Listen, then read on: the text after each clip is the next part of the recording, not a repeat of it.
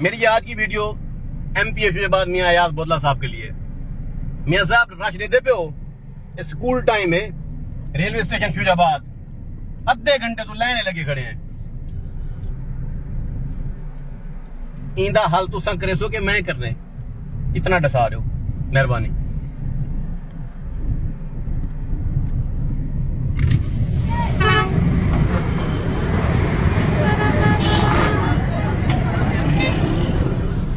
मियां साहब इतना कहन फलाई ओवर की अच्छा जरूरत है। पहला काम यो करने, बड़ी आवाम तंग है, बड़ी आवाम जलील है। कहीं जड़े आओ ना खुशबू ला के कोई घंटा डू तुसा खड़े रहो लेने तो लगे पत्ता, मेहरबानी शुक्रिया।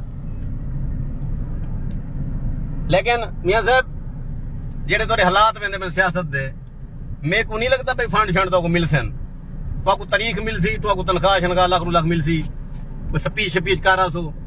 मेरे को लगता है कि 2 महीने तो कपड़ा बिछावना पुसी पार्लियामेंट के बैरू अपने इलाके वास्ते फंड गिनने वास्ते, मेहरबानी।